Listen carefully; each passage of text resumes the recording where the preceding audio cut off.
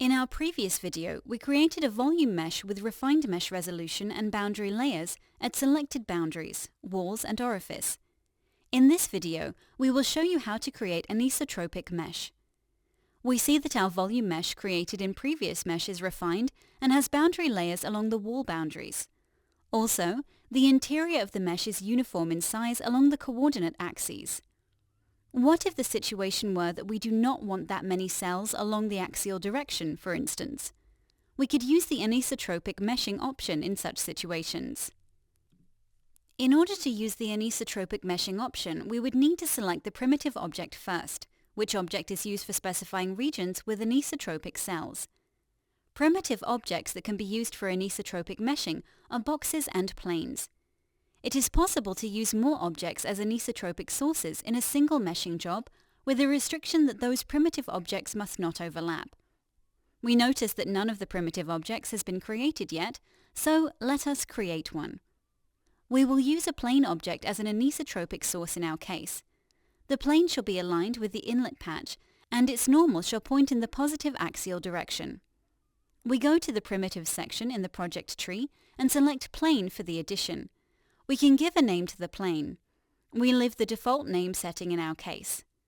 We set the plane normal to positive Z direction and position the plane at the inlet.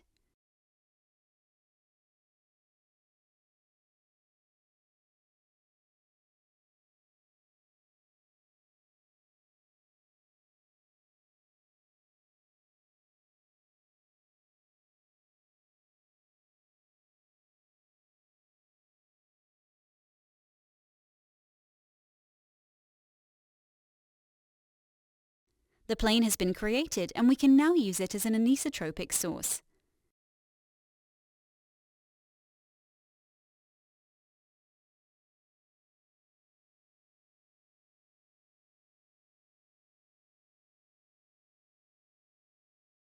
We set the scaling factor to 2 and the translation distance to 45.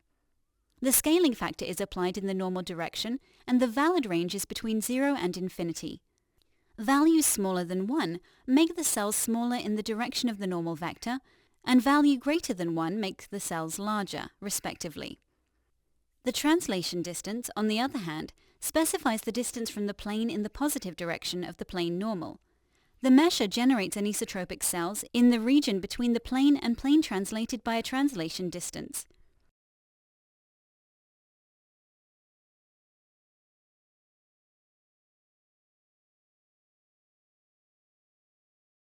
We see that the anisotropic sources entry has been added to the mesh dict.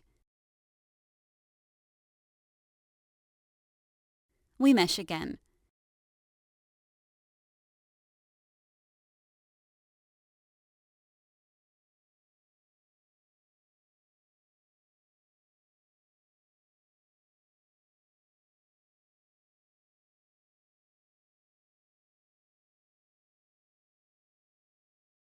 We see that the mesh resolution in the radial direction is now less than in our original case.